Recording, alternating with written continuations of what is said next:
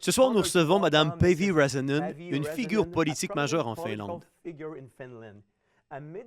Médecin de formation, elle est députée au Parlement finlandais depuis 1995 et a également occupé le poste de ministre de l'Intérieur entre 2011 et 2015.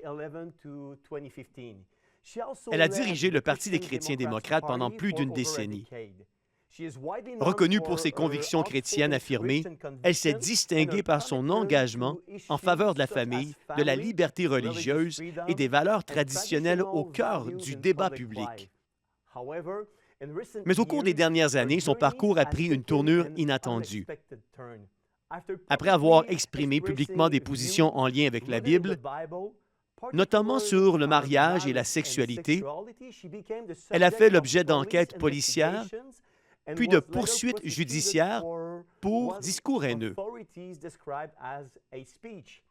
Son cas a traversé plusieurs niveaux de tribunaux et est devenu un symbole de débat beaucoup plus large.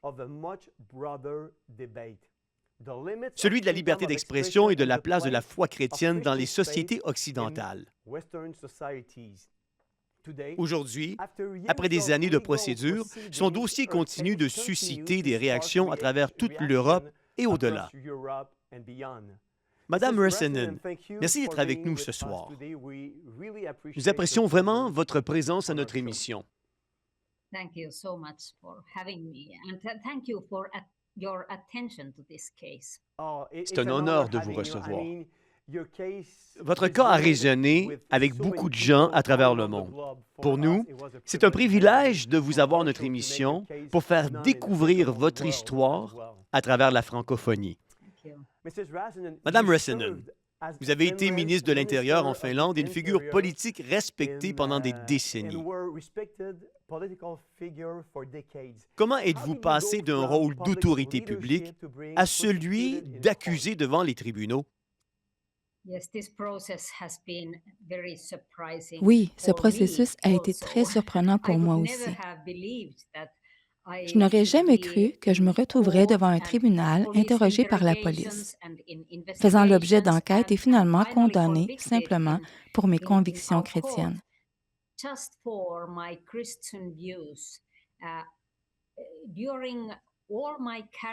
Pendant toute ma carrière qui a duré plus de 30 ans dans la vie publique et au Parlement, j'ai été ouverte au sujet de ma foi chrétienne et de mes convictions bibliques. Mais ce processus a commencé il y a presque 7 ans.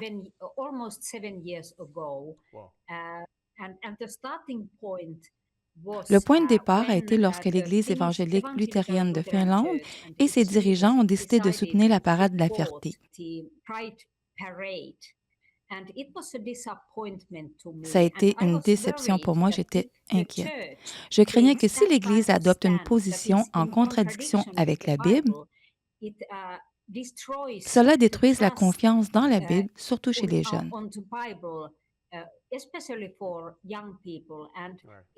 Et ce n'est pas seulement une question de mariage ou de genre, c'est aussi une question de salut, si l'on ne peut plus faire confiance à la Bible.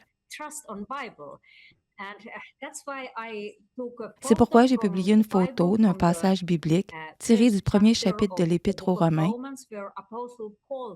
où l'apôtre Paul enseigne que les relations entre personnes du même sexe sont, selon lui, un péché. Elles ne sont pas une question de fierté, mais une question de honte. Après cela, le processus a commencé. Des plaintes criminelles ont été déposées non seulement à cause de ce tweet, contenant un passage biblique, mais aussi pour d'autres éléments.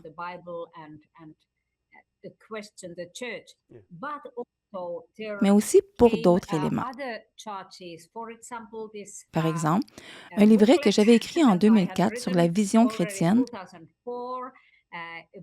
de l'être humain, de la sexualité et du mariage, intitulé « Il créa hommes et femmes ».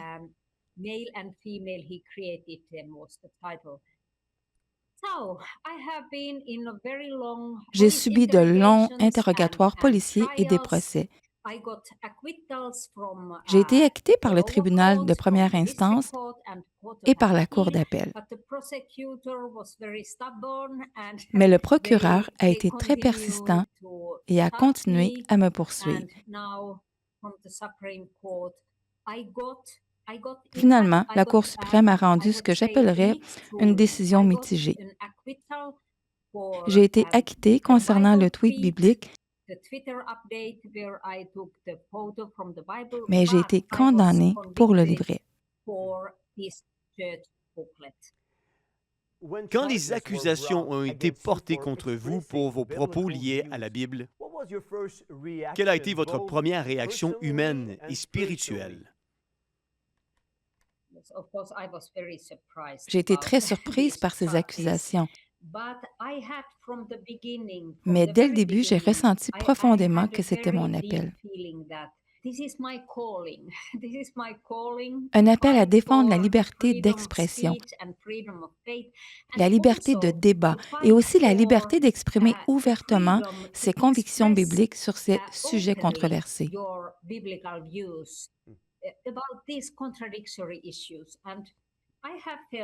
J'ai aussi senti que tout cela était entre les mains de Dieu. Dieu m'a donné des opportunités extraordinaires de témoigner des convictions bibliques de l'Évangile et de Jésus devant la police, devant les tribunaux et dans les médias.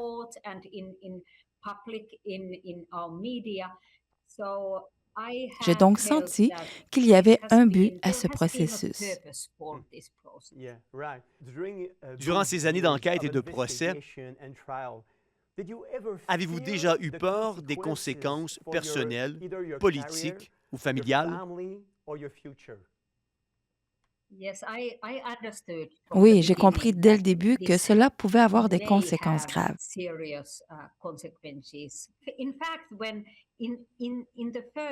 Lors des premiers interrogatoires, la police m'a donné 2 semaines pour retirer mes écrits et présenter des excuses pour ce que j'avais écrit.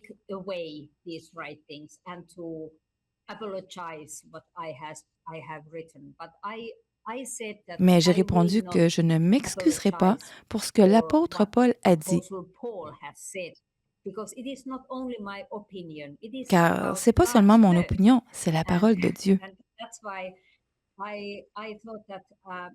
C'est pourquoi j'ai décidé de continuer à défendre ces enseignements, quelles qu'en soient les conséquences.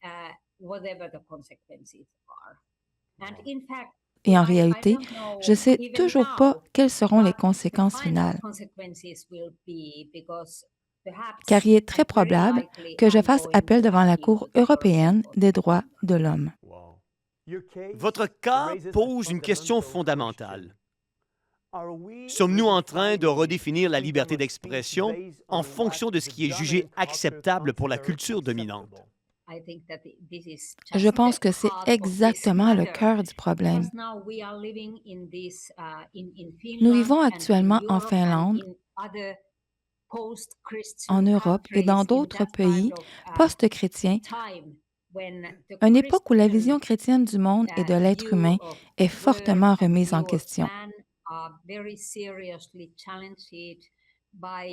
notamment par les réseaux et les militants LGBT. Ils ont une vision différente de l'être humain. C'est une forme d'idéologie totalitaire. Il ne leur suffit pas d'exprimer librement leur propre opinion.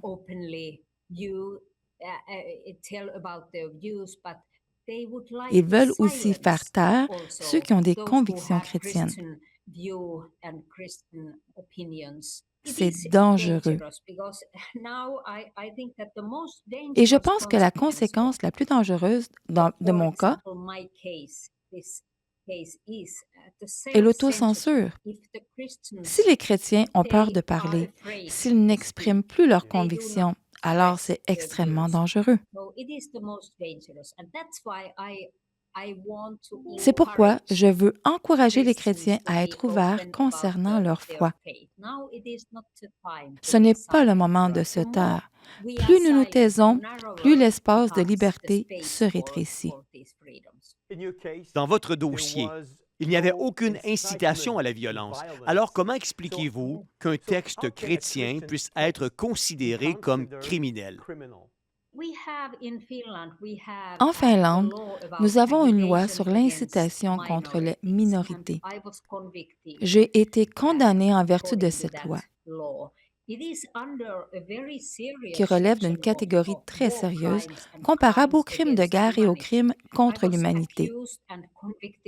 On m'a accusé d'avoir insulté des minorités. La Cour suprême a rendu une décision très serrée. 3 juges contre moi et 2 en ma faveur. Selon eux, dire que l'homosexualité est une déviation de la sexualité créée par Dieu implique que ces personnes seraient inférieures aux autres.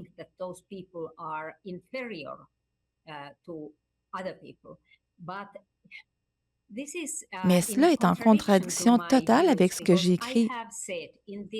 J'ai clairement affirmé que tous les humains sont égaux, créés à l'image de Dieu et ont la même valeur devant lui. Nous sommes tous pécheurs et avons besoin tous de la grâce. Si cela est considéré comme un discours haineux, alors c'est très dangereux, car c'est l'enseignement classique du christianisme.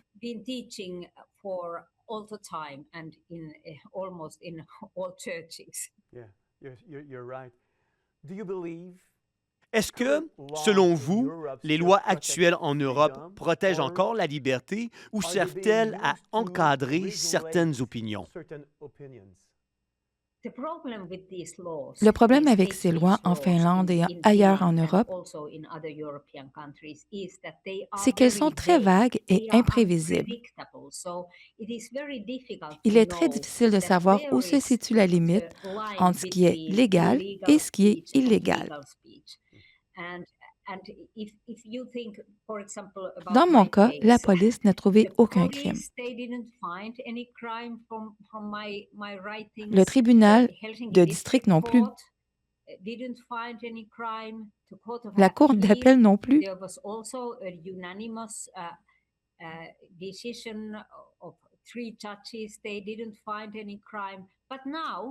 Mais la Cour suprême, elle a jugé autrement.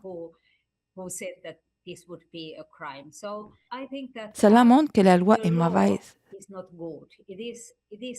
C'est trop flou. Selon l'idéologie de chacun, certaines opinions peuvent être considérées comme haineuses. Pour ma part, je n'accepte aucune haine envers qui que ce soit. Je crois que ce que Dieu dit sur ces sujets, c'est une parole d'amour, pas de haine. Mais selon la loi actuelle, j'ai été déclarée coupable. Pensez-vous que ce qui vous est arrivé pourrait arriver à d'autres chrétiens ailleurs en Occident? Oui, c'est malheureusement une conséquence de cette affaire. C'est très triste. Aujourd'hui, je dois payer pour mes opinions avec de l'argent.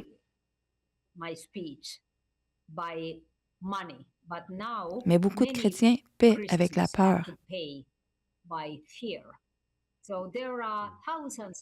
Il existe des milliers d'écrits, de sermons et de discours similaires qui sont désormais en danger.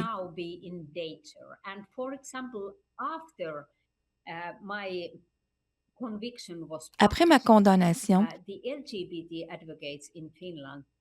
des militants LGBT ont déclaré publiquement qu'ils allaient multiplier les plaintes.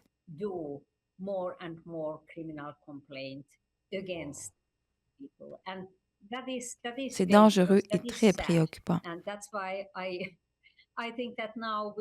C'est pourquoi nous devons prier les uns pour les autres et nous encourager mutuellement. Comment percevez-vous l'évolution des sociétés occidentales sur les questions d'identité, de genre et de sexualité?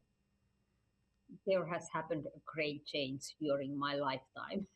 Il y a eu un For changement example, énorme when au I cours de was ma vie. nominated 30 years Il y a ago 30 ans, personne ne as a disait qu'il member of existait plus parliament, de deux before that genres. I was working as a medical doctor, nobody could have said at that time that there are uh, more than two genders, or nobody thought that Personne ne pensait there qu'il pourrait would y be avoir des marriages mariages entre between personnes du même sexe. sex people. I think that the consequences are they are dangerous not only to Christians but also to Aujourd'hui, il y a our beaucoup de children confusion, and to our young people. We have a surtout lot chez of les jeunes, notamment chez nowadays les jeunes filles. confusion about gender among Il y a des young histoires people, très especially tristes young girls, and there are so où des sad personnes se stories blessent, notamment à where travers des people interventions are hurting médicales comme des themselves chirurgies ou also des traitements in hormonaux. medicine, for example, surgeries and hormonal C'est très medication préoccupant of pour les young jeunes. people or their confusion.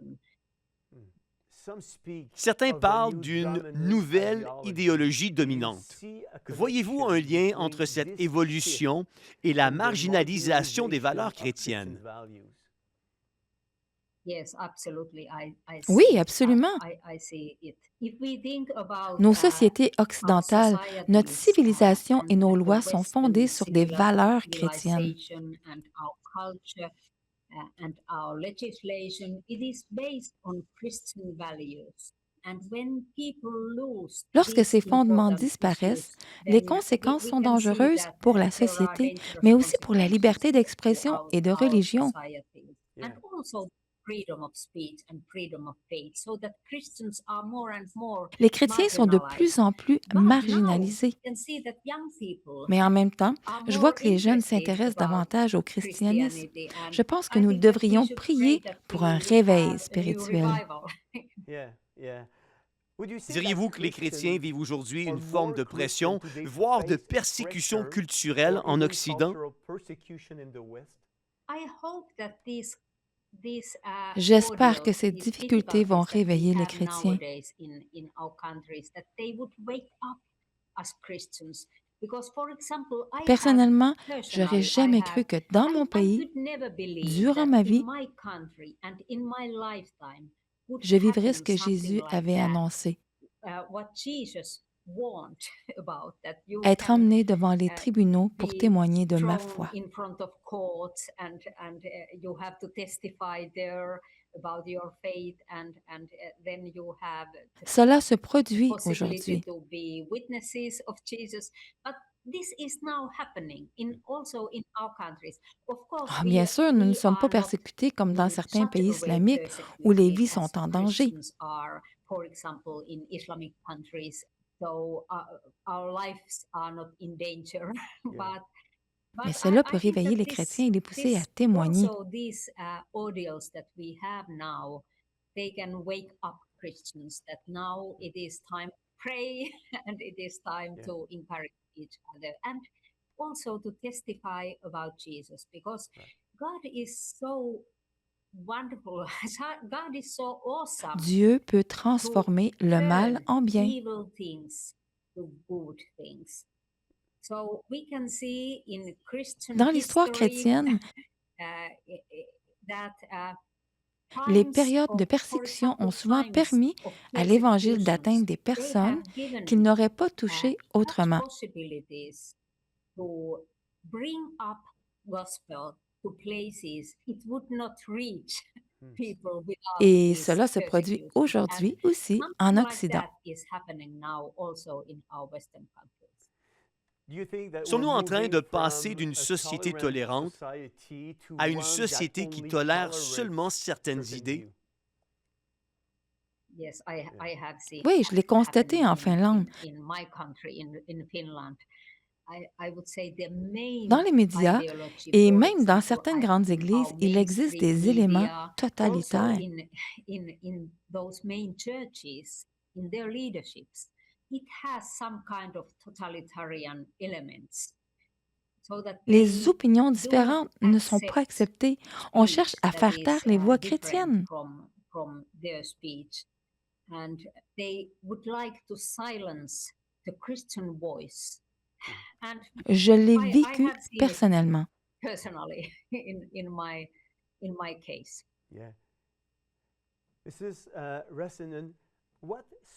Qu'est-ce qui vous a soutenu spirituellement à travers cette épreuve?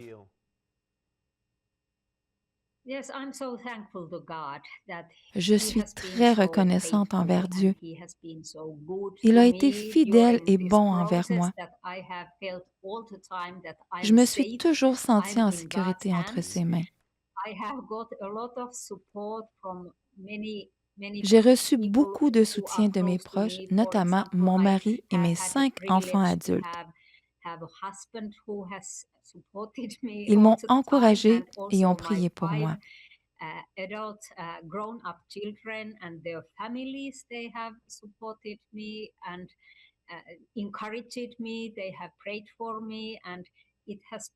De nombreux chrétiens ont aussi prié pour moi et je crois que ces prières ont été exaucées.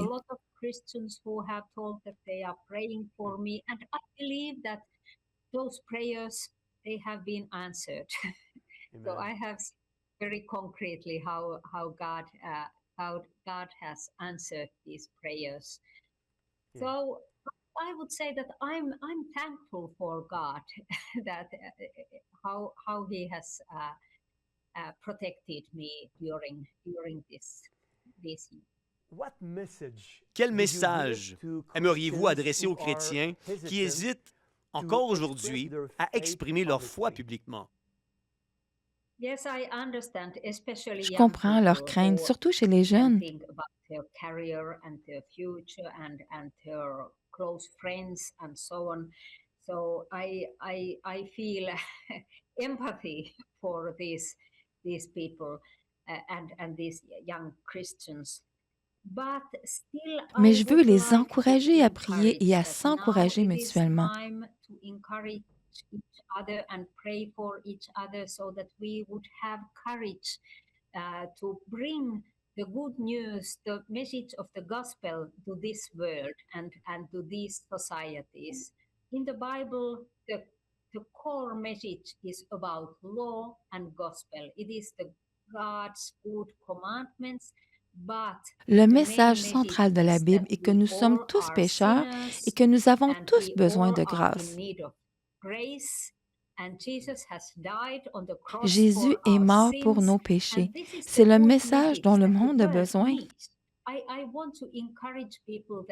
During these years, I have got a lot of messages from people who have told that when they have followed my case and when they have, for example, followed my interviews in radio and in TV, beaucoup de personnes ont commencé à lire la Bible en suivant mon affaire. Certains ont trouvé Jésus. During this process, when I have told that if you do not yet know Jesus, you can pray for him, and he wants to answer you and come to your life. And there have been also some gay people. Même certaines personnes homosexuelles ont découvert l'Évangile. So this is the message that God wants to send. Just now, to these societies, to these people, also to these people, they need also the message of salvation. They need the message that can bring them to the eternal life. And this is the most important issue. Yeah. And that's why I encourage that now it is time to be open about the biblical views and about what Bible teaches, about what Jesus teaches. Yes, you're right. Comment voyez-vous l'avenir des pays occidentaux? Je ne sais pas. Je prie pour que Dieu fasse preuve de miséricorde envers nous et envers les pays occidentaux.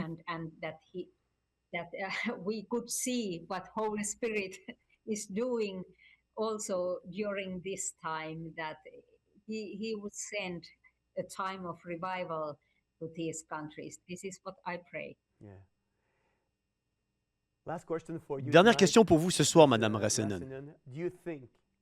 Pensez-vous que l'Église, les chrétiens, les croyants, soient prêts aujourd'hui à faire face à une pression croissante, voire à la persécution? Quel serait votre mot pour les églises qui nous écoutent?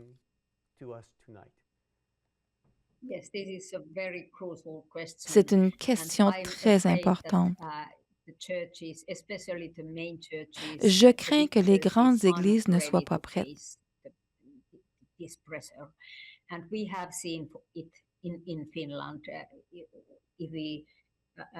Think what has happened, for example, in the Evangelical Lutheran Church of Finland, which is the main church of Finland. It is important. Il est essentiel que les pasteurs et les chrétiens lisent, étudient et enseignent la Bible.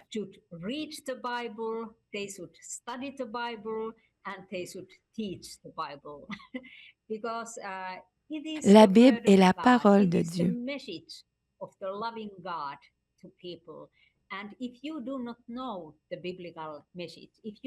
Si vous ne la connaissez pas, vous serez faible face à la pression. C'est le moment de revenir à la Bible.